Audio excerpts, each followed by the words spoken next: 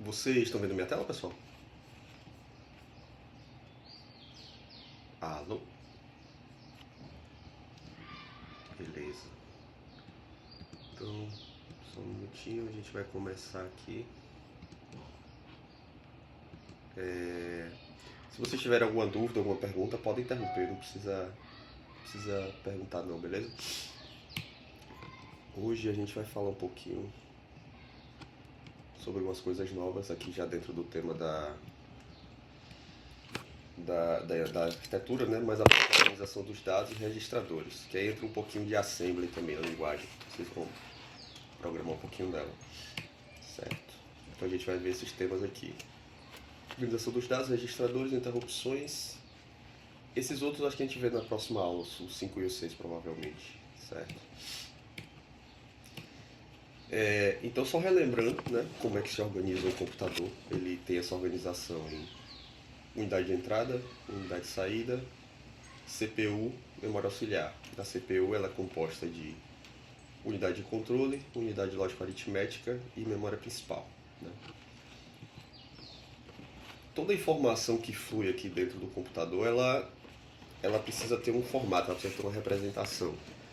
A representação mínima é o bit, que é aquele famoso 0 e 1, né? Que é sinal e ausência de sinal elétrico. Então, cada sinal elétrico que eu envio ele é chamado de bit. Ele ocupa um espaço de memória, digamos assim. É a unidade básica. Quando a gente agrupa 8 bits, nós temos um byte, né? Eu acho que byte é uma coisa também que vocês já devem conhecer mais. Então, byte é quando eu tenho um agrupamento de 8 bits. Mas a gente tem mais alguns tipos. Nós temos o nibble, que é um agrupamento de 4 bits. Então a gente pode representar 16 valores diferentes, né? Esse é o tipo de agrupamento utilizado pelo sistema hexadecimal. O hexadecimal, se vocês lembrarem, ele agrupava os bits em grupos de 4, né?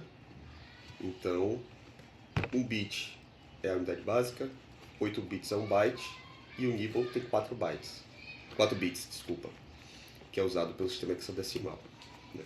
O word, ele é um agrupamento de 16 bits, né? Ou 2 bytes, mas a gente chama de word quando são 16 bits. E ele é utilizado para representação de números inteiros no processador e deslocamento de segmento. Isso é uma coisa que vocês vão ver um pouquinho mais para frente, que são segmentos de memória. Double word é um grupo de 32 bits. E ele é utilizado para representar inteiros de 32 bits, valores de ponto flutuante e endereço segmentado. O valor de ponto flutuante é valores decimais, né? E por fim, o quad word, que ele tem 64 bits, que ele também é utilizado para representar inteiros e números de ponto flutuante. Por exemplo, o tipo long, quem programa em Java, alguma coisa do tipo, Java tem um tipo int e tem um tipo long, que é um número maior. Então o long, por exemplo, ele usa 64 bits. E aí a gente tem os registradores, né? Voltando aqui nesse desenho, a gente tem aqui o CPU. Aqui dentro da minha CPU eu também tenho esses registradores, né? O que são os registradores? Ele faz parte da estrutura do processador e ele está fortemente relacionado com a arquitetura do processador. Então, por exemplo, um processador Intel, o i7, ele tem um conjunto de registradores. Um computador ARM, que a Apple usa, por exemplo, o processador ARM, ele tem um outro conjunto de processadores. O processador Ryzen, ele tem um outro conjunto de registradores. Então, cada arquitetura, apesar de existir uma certa padronização, existem alguns registradores básicos, mas cada arquitetura ela pode definir seus registradores, né? Então, o registrador está muito correlacionado com a arquitetura, com o processador que ele faz parte. No nosso caso, a gente vai utilizar um simulador, a gente vai estudar a arquitetura do processador 8086, todos partem desse princípio aqui, né? Ele foi criado pela Intel, mas ele não é mais usado, né, comercialmente, mas a gente vai estudar, vai aplicar nossos conhecimentos nele, né? Para poder entender como funciona. Então, cada processador de marcas diferentes, elas têm seu registrador diferente. Depende, às vezes, até o mesmo processador de modelo da mesma marca, mas de modelo diferente, pode ter registradores diferentes. Mas o nosso foco vai ser no 8086 da Intel, né? Então, se a gente for pensar assim, a bem grosso modo, os registradores eles são eles são analogias, né? Eles são uma espécie de variável, locais onde a gente armazena a memória, né? Dentro do processador. Então imaginem os registradores como variáveis, locais que vocês vão armazenar os dados temporariamente, né? Então isso é um registrador, ele é um espaço de memória que você armazena uma informação, e a partir disso você pode fazer várias operações, né? Existem esses 14 registradores, são os registradores básicos. Como eu falei, a depender da marca, do modelo, podem existir registradores diferentes. E eles se agrupam em registradores gerais, registrador de segmento, registrador de ponteiro e registrador de estado, né? Os registradores gerais são esses, o A, B, C e D. E aí cada um deles eles tem uma função para a qual ele foi criado, né? Mas nesse caso dos registradores gerais, essas funções elas não necessariamente são obrigatórias, né? Mas, por exemplo, o registrador A ele é um acumulador, um accumulator, né? Ele serve para você incrementar valores, né? Adicionar valores. O B o base, o C counter e o D o data. Né? E cada um desses registradores eles tem 16 bits. E ele se divide em grupos de 8 bits, para mais significativos e menos significativos. O que é que isso significa? Positivos e negativos, basicamente. Né? Então, por exemplo, o registrador A ele se divide em accumulator high e accumulator low. Né? Para você, por exemplo, se você tem um inteiro que ele é representado por 16 bits, no nosso caso, que a gente vai estudar 8086, né? Ele se divide, ele serve para representar números positivos e negativos. Né? Então, os registradores gerais são responsáveis, como eu falei, por acumular, né, semelhante ao armazenar uma variável numa linguagem de alto nível. Linguagem de alto nível que a gente fala é Java, Python, né, tem coisas desse tipo. E eles acumulam, eles vão guardando esses dados das instruções de transferências aritméticas e lógicas. Ou seja, à medida que o processador vai fazendo ali suas operações, esses valores vão sendo armazenados nos registradores gerais, para serem usados pelo processador. Então, por exemplo, quando o processador ele vai executar uma soma, ele pega lá da memória principal, da memória RAM, e ele coloca esse valor dentro do registrador. E aí ele vai fazendo as operações, vai guardando dentro dos registradores e fazendo as operações. E aí vocês podem se perguntar por que ele já não faz direto na memória principal. Porque o registrador ele é extremamente rápido. Extremamente rápido. Se o registrador fosse uma Ferrari, a memória RAM seria um carrinho de Velotrons, por exemplo. É uma disparidade muito grande. Ele é extremamente rápido porque ele fica muito perto do processador. Né? E essa proximidade física mesmo, sabe? Ele está literalmente dentro do chip do processador. Então, pode parecer pouco, mas quando a gente fala numa escala de computação, o fato dele estar fisicamente dentro do processador faz uma diferença muito grande em relação à memória RAM que está plugada na placa-mãe. E ela não está nem soldada, ela está ainda encaixada nos slots. Então tudo isso faz diferença nessa escala, né? Desculpa, pessoal. Registrador de segmento, né? A gente tem esses aqui, o code segment, que ele aponta para a área de memória onde o programa está executando. Então, se eu quero saber onde um determinado programa está executando, esse carinha aqui ele vai ter esse endereço de memória. Tem o data segment, que ele armazena a área utilizada no armazenamento dos programas.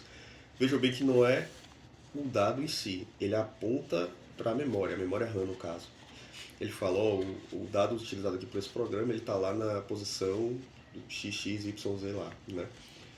Extra Data Segment é uma área extra de armazenamento de dados. E Stack Segment, ele identifica a área de memória utilizada como pilha, guardando dados temporários. Não sei se todo mundo sabe o que é uma pilha, mas é uma estrutura de dados onde você vai armazenando os dados de uma maneira que o último a entrar é o primeiro a sair. Imagine uma pilha de pratos.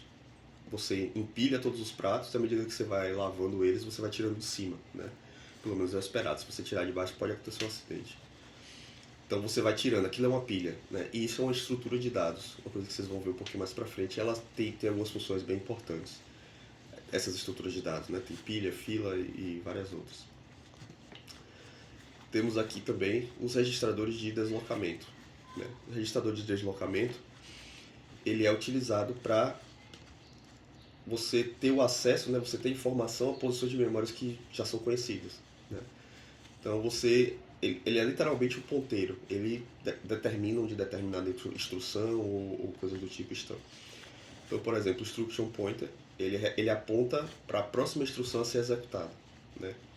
Então lembrem que, por exemplo, um programa ele é executado de maneira sequencial, né? Uma coisa após a outra. Só que a instrução em si, por exemplo, eu tenho uma soma, eu tenho uma multiplicação, eu tenho uma atribuição, ele precisa saber onde está essa próxima instrução para ele poder executar e saber o que é. Então, o instruction pointer, ele aponta para essa próxima instrução. E por que isso? Porque na memória RAM, não necessariamente as informações elas vão estar armazenadas de maneira sequencial, né? Elas podem estar armazenadas em pontos diferentes da memória, quebradas em pontos diferentes. Então, imaginem, por exemplo, aqui eu tenho... Perdoe o meu desenho ruim, viu, galera? Não sei desenhar, não. Eu tenho aqui a minha memória RAM, e aqui cada bloquinho desse aqui é um espaço de memória, certo? Então, por exemplo, caramba, eu tenho aqui meu IP, que é meu instruction pointer. Então a primeira operação é uma soma, por exemplo. Então meu programa começou e ele começou a executar a soma. Aí o IP, ele lê o programa, então ele sabe que a próxima instrução, que é, por exemplo, uma multiplicação, ela está aqui. Peraí que eu estou sem mouse, galera. Então aqui eu tenho uma multiplicação, por exemplo. Então ele sabe que a próxima instrução está aqui. Então o programa está executando, ele pegou esse, aí ele vai perguntar, IP, onde está a próxima instrução de execução? Está aqui. Então ele vai pegar e vai apontar o endereço de memória desse carinha aqui. Então é assim que funciona. SI e DI são índices de tabela. Índices de tabela são tabelas de memória onde são armazenados justamente esse tipo de informação também. Onde estão as instruções, onde estão os dados que o programa utiliza. Porque imagine que o processador ele não sabe de nada. Ele vai executando sequencialmente. Então ele lê ali o primeiro espaço de memória, o registrador vai dizer o que é que ele vai fazer. Então o IP vai apontando para onde ele vai, e aí o IP lê da tabela dos índices de tabela também, né? Assim como o processador. E os registradores de deslocamento, né? Ou ponteiro também, SB e BP, eles permitem acesso à pilha de memória, né? Lembrem que a memória, como eu falei, ela não necessariamente é sequencial e ela se organiza em uma maneira de pilha, né? Não sei se você já viu aquele termo Stack Overflow, que é estouro de pilha. Estouro de pilha de memória é quando um programa, ele tenta acessar um espaço de memória que não pertence a ele. Ou ele estoura a memória que está disponibilizada para ele, né? Os índices SP e BP, eles apontam os próximos segmentos. Então, BP, ele aponta para a base da pilha, então é para o primeiro elemento da pilha. E SP aponta para o próximo segmento vazio da pilha. Então, eu tenho aqui minha pilha de dados, né? Então, eu tenho aqui, aqui, aqui, aqui. Então, eu estou preenchido com informação, esse e esse. Então, o BP, ele aponta para cá, para a base da pilha. Tendo a base da pilha, você consegue ir até o final. E SP aponta para o próximo elemento vazio da pilha, né? Para o próximo espaço vazio. E os registradores de status, né? Que são registradores bastante importantes. Eles sinalizam operações em memória, né? Eles têm... É um registrador apenas, ele tem 16 bits, onde cada posição ele representa uma informação específica, né? Casos como se fossem flags, bandeiras, né? Se o valor for 1, quer dizer que aquela flag está acionada. Se for 0, ela está, né, desabilitada. Então eu tenho carry flag, que é a sinalização de carry do vai 1 para a próxima posição. Lembra daquele somador binário? Ele tem um processo de vai 1 para cima. Quando você faz a soma binária, se você faz soma 1 com 1, por exemplo, ele não sobra um valor que vai para cima. Carry flag, ele faz justamente isso. Ele diz se a operação tem um vai 1 ou não. Então, quando você faz uma soma que sobra um valor que você precisa subir, essa flag ela é acionada. PF, parent flag, ele indica se a paridade do resultado, né, se o valor do resultado ele é ímpar ou par após o cálculo. A F, ele sinaliza o carry dos 4 primeiros bits nas operações de soma, né? Então ele sinaliza se houve uma sinalização que você tem um vai ou não naquela posição. E o ZF, Zero Flag, ele é o resultado da operação, ele diz se o resultado da operação é zero, né, ou não. Ele faz uma comparação lógica de igual ou diferente, né? SF, Signal Flag, ele sinaliza o resultado positivo ou negativo após a operação. Trap Flag é a interrupção após uma instrução única. Quando a gente vai ver um pouquinho mais para frente o conceito de interrupção, né? Então esse cara é que sinaliza se houve uma interrupção no seu processo que seu computador precisa parar e esperar. E if, ele habilita ou desabilita a chamada a interrupções, né? O TF, ele sinaliza a interrupção, o if, ele habilita ou desabilita a possibilidade de acionar a trap flag, né? DF, Direction Flag, é a direção das operações, se é para a direita ou para a esquerda, para você poder utilizar aquele, por exemplo, no A ele não se divide no meio, né? Então ele é o high e o low, ele que define se a operação vai ser feita para a direita ou para a esquerda. E o overflow, que ele indica o recebimento de um valor maior do que o que você consegue armazenar na memória. É justamente por isso que a gente chama de Stack Overflow. Tem até um site bem famoso aí. Stack Overflow é quando o quê? Quando você recebe, você tenta alocar em um determinado espaço de memória um valor maior do que o que ele aguenta. E aí a gente chega aqui nas interrupções, né? O que é um... Peraí, galera. Me ligaram. O que é uma interrupção, né? Interrupção é você interromper a execução de um programa, né, para você poder executar uma tarefa, né? Todo mundo concorda que a gente tem a impressão de que o computador ele faz várias coisas ao mesmo tempo, né? Por exemplo, eu estou conversando com vocês aqui, estou dando essa aula, estou mexendo o mouse, estou fazendo uma apresentação de slide, poderia, sei lá, estar ouvindo música, poderia estar fazendo várias coisas, correto? Mas na verdade não, um processador de um núcleo ele só executa uma coisa ao mesmo tempo, né? Então como é que eu sei que, por exemplo, eu estou mexendo no mouse e estou falando com vocês ao mesmo tempo e vocês estão me ouvindo, né? Não existe uma pausa, vocês não percebem nenhuma pausa.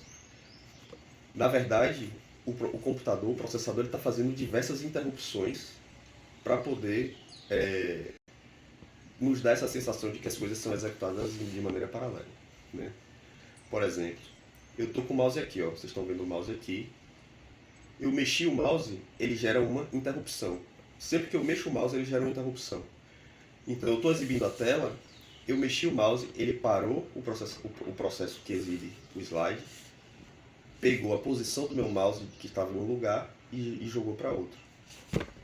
Ele vai interrompendo, só que ele faz uma interrupção tão rápida, ele interrompe e move o mouse, interrompe e move o mouse, que a gente tem essa sensação de que isso é feito de maneira paralela, né?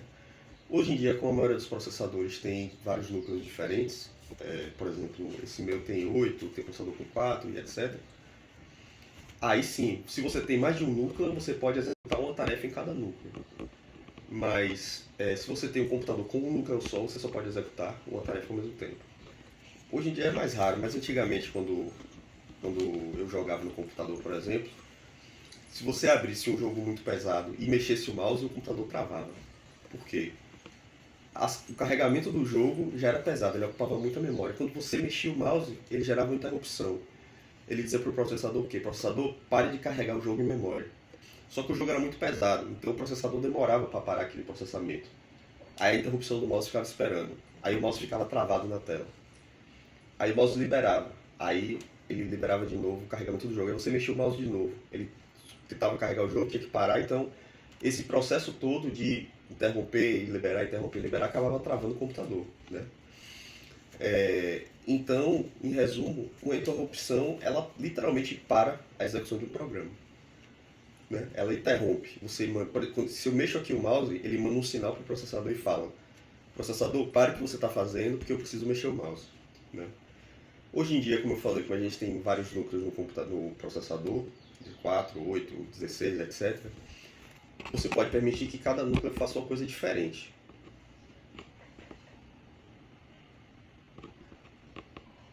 Isso, Juan. Threads e núcleos lógicos, esse tipo de coisa, ele simula mais de um núcleo dentro do processador, dentro do núcleo do processador. Mas no final das contas, ele está fazendo uma coisa de cada vez, né? O lance é o quê? Que ele é extremamente rápido. Por isso que a gente não tem essa sensação de simultaneidade. Porque, por exemplo, eu tenho 8 núcleos, mas eu estou numa chamada com vocês, estou com o browser aberto, estou com um monte de janela aberta, estou mexendo no mouse. Então eu estou fazendo muito mais do que 8 tarefas ao mesmo tempo. Então ele ainda precisa fazer esse processo de interrupção. Quando a gente executa uma thread, por exemplo, em Java mesmo, a gente consegue abrir uma thread nova. Se existir um núcleo novo, ele aloca essa thread, um núcleo livre, ele aloca a thread no núcleo. Mas em Java 21, por exemplo, você pode fazer thread, tem o conceito de thread virtual, né? Que é justamente isso. Ele separa, ele reserva aquele núcleo para as threads e elas vão se alternando ali na execução dentro de um núcleo. Então a gente tem essa sensação de paralelismo. Mas no final das contas não existe paralelismo. Você só tem paralelismo se você tiver mais de um núcleo. Imagine que é uma pessoa, por exemplo, uma pessoa que ela recebe uma carta e guarda. Ela só consegue receber uma carta e guardar uma carta ao mesmo tempo. Então se você tem uma fila de 100 pessoas vão ficar ali na fila esperando. Vai demorar um tempo. Né? Se cada pessoa levar 1 minuto para entregar uma carta, ela vai levar 100 minutos. Né? Se tem 100 pessoas, ela pega uma carta e guarda. Mas se você tem 8 pessoas diferentes, então você consegue dividir. Então você tem 8 filas, então essas 100 pessoas se dividem em 8 e você consegue fazer isso muito mais tempo.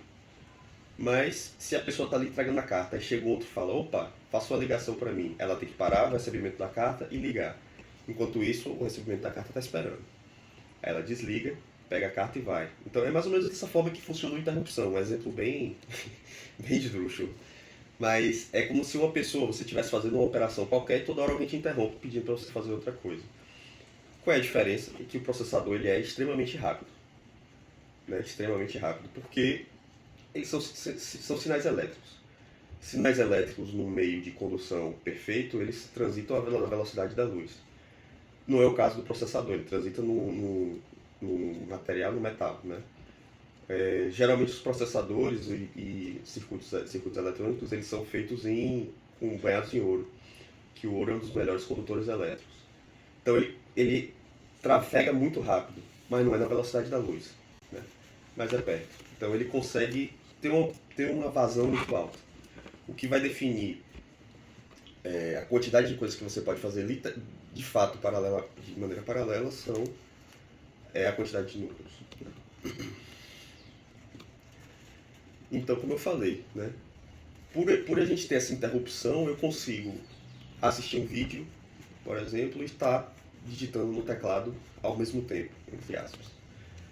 Né? Várias operações estão sendo executadas, senão a gente não conseguiria. Por exemplo, a gente colocou o vídeo para tocar, para ver um filme, por exemplo, na Netflix, o computador só ia fazer aquilo.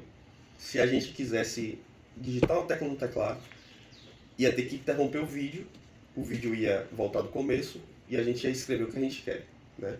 Porque ele fica armazenado na memória ali. Então, a interrupção ele literalmente congela, guarda aquela informação na memória, faz a próxima coisa que você pediu para fazer e aí ele volta, né?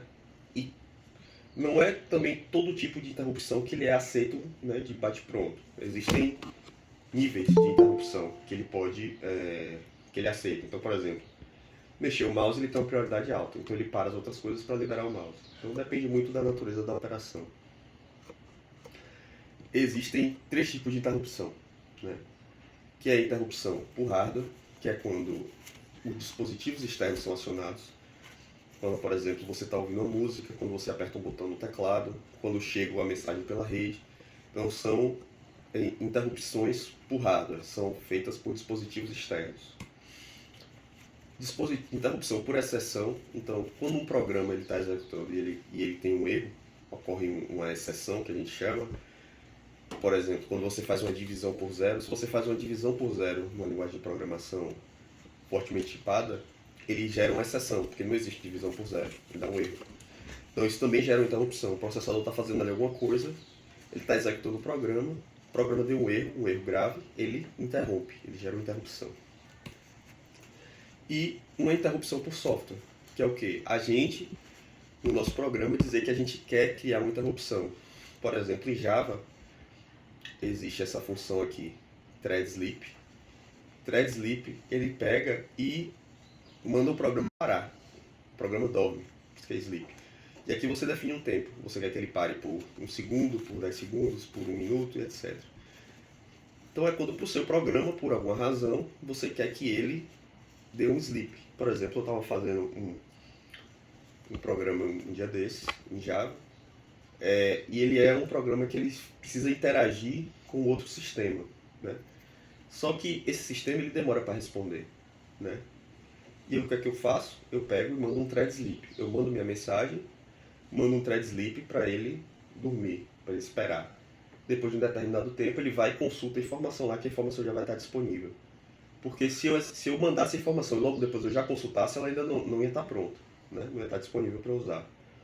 Então, eu mando minha informação, dou um thread sleep, o programa para, literalmente ele congela. Depois de um tempo, ele vai e consulta para ver se ela está disponível. E aí, volta. Só que ainda assim, por exemplo, nesse caso, às vezes eu consultava depois de um tempo e ainda não estava disponível. O que é que eu faço? Mando outro thread sleep. Então eu faço uma condição para se a informação não estiver disponível, eu espero de novo. Então espero mais um tempo, consulto, ainda não está. Espero mais um tempo, dou um thread sleep, consulto, agora está, então ele segue. Então esse é um tipo de exemplo, por exemplo, que você pode utilizar uma interrupção por software, né? Dependendo do que você está implementando, do que você está codificando.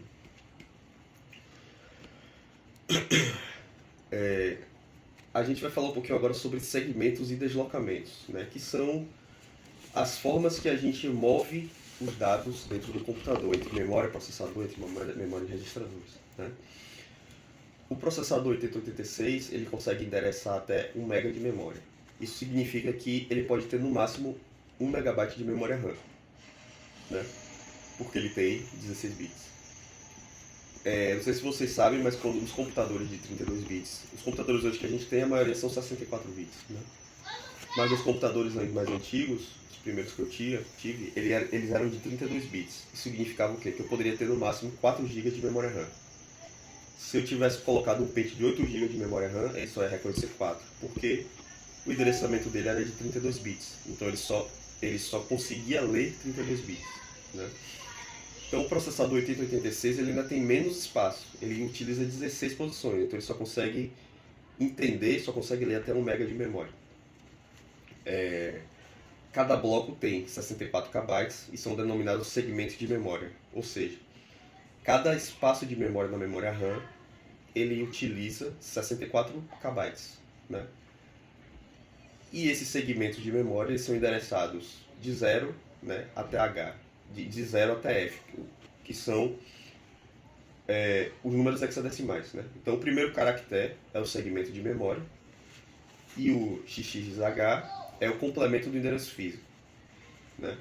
É como se fosse assim, 0 é o bloco e o resto do endereço é o que está dentro do bloco aqui, né? Então eu separo em blocos, cada bloco tem seus segmentos. Então o deslocamento é justamente eu transmitir os dados de um segmento para outro segmento. Por quê? Por exemplo, eu estou fazendo uma transmissão aqui para vocês, né? O que é que acontece? Tem um programa que captura minha voz e ele precisa mandar pela internet para vocês. Então, ele cria um pacote ali, um bloco de dados na memória com uma partezinha da minha voz e envia pela rede para vocês. Então, ele faz esse deslocamento para o programa que envia pela rede. Isso é um deslocamento. Eu tiro o dado de um espaço de memória e coloco em outro para o outro programa usar, né? E a gente tem o endereçamento de memória, né? A partir dessa divisão da memória em segmentos, a gente precisa endereçá-los para que a gente saiba onde está cada coisa, né? Então, cada segmento ele tem um endereço único dentro da memória, para que a gente consiga referenciar ele, né? E aí eu vou mostrar para vocês agora aqui um programinha simples em Assembly, para vocês verem como é que funciona. O Assembly a gente trabalha justamente com os registradores e os deslocamentos de memória, né? Então deixa eu só abrir aqui um minutinho.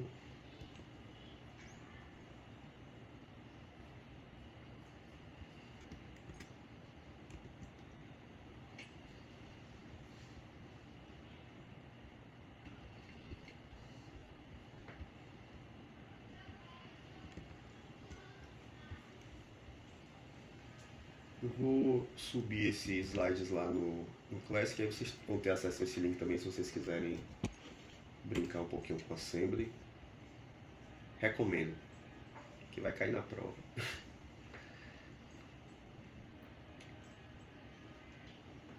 Pronto, esse aqui ó, é um simulador de Assembly da arquitetura 8086. Aqui ó, eu tenho o meu endereçamento de memória, tá vendo? E aqui eu tenho meus registradores, por exemplo. Aqui eu tenho um programa que ele vai exibir essa palavra, Hello World, na tela. Onde é a tela? Meu output aqui, ó. Isso aqui é meu output. Então eu vou executar ele step por step. Essa operação move, ela move este valor para o registrador C, né? Primeiramente, eu declarei minhas variáveis, então eu declaro minha variável hello, que ela tem esse valor hello world. DB0, eu digo que é o final do programa. Então aqui ó, eu estou movendo os dados desse cara para o registrador C, né? Então deixa eu botar aqui em decimal, que aí vocês vão vendo os valores.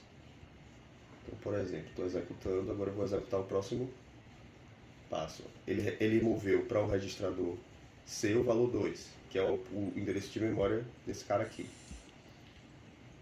Movi 232 para o registrador D. Então ele moveu este valor 232 para o registrador D. Tá vendo? Próxima execução. Eu faço um push A.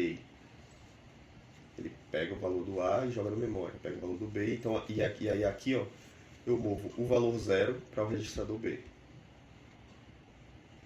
Vou continuando. Aí aqui eu vou pegar o valor que está no registrador C e mover para A. Vê que A está 0 aqui, ó. Aí ele pegou o valor. Eu vou mover agora o valor de A para D, que é o meu registrador aqui. Depois eu vou explicar esses valores. Esse 232, por exemplo, ele está dizendo que ele é para ele exibir na tela, mas depois eu vou explicar para vocês com mais calma. Então, ó, ele trouxe o H para cá. Ele vai exibir letra a letra da minha palavra. Então eu vou avançando. Aqui eu tenho um loop, ó. Pronto. Aí agora eu vou pegar a próxima letra. Você vê que C aqui, A aqui está com 72. 72 é a representação da letra, né? Pronto. A já mudou, agora é 101. Vou mover A para D, então ele vai exibir na tela. E ele vai. Então isso aqui é basicamente um programa para você exibir uma palavra na tela. Ele faz esse tanto de operações. Enquanto, sei lá, em Python você escreve print e a string ele faz. Em Java o system out. Mas no final das contas, tanto o Python quanto o Java, eles são transformados nisso aqui, no programa assembly, no final das contas. Então ele vai executando. Hello. Então ele vai pegando letra a letra e vai movendo. Você vê que ele vai movendo entre os registradores. O registrador C é o que aponta para onde está a variável. Ele não tem o valor, né? Ele aponta para o espaço de memória onde a variável está inserida. E aí eu vou executando. IP, ó, ele aponta justamente para a próxima instrução de memória. Então ele aponta para 39. Ó. Então ele vai executando. 41. Você vê que aqui ó, ele vai mudando. Aqui é onde está armazenado o meu programa, basicamente. Ó. Nesse espaço de memória daqui. Ó. É onde estão as minhas instruções. Cada um desses que está marcado em azul é onde está a minha instrução. E aí o IP é o registrador que vai apontando para onde está a próxima instrução que eu vou executar. Você vê que ele vai sempre nos mesmos, ó. Porque eu estou num loop aqui, ó. Uma repetição. Então ele vai até exibir a palavra inteira. Ele vai até finalizar. Quando ele exibir tudo, ele acabou, ó. Aí ele vai para o próximo espaço de memória, pop B. Ele vai executar, depois pop A, ele vai limpar B e A, vai retornar HLT, ele vai finalizar a minha execução. Então é assim que um processador, de fato, executa as minhas operações. Com toda a linguagem de programação, tudo que a gente faz, ele acaba virando esse tipo de coisa aqui. Não literalmente dessa forma, porque como eu falei, cada processador, cada sistema, ele tem sua arquitetura diferente, né? Mas no final das contas lá quando o programa ele é traduzido para a linguagem de máquina, ele se torna algo nessa linha aqui. Então eu vou resetar aqui, por exemplo,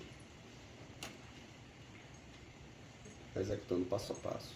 Aí eu posso botar aqui que eu quero que ele exiba meu nome. Vamos ver se vai funcionar. Vou resetar.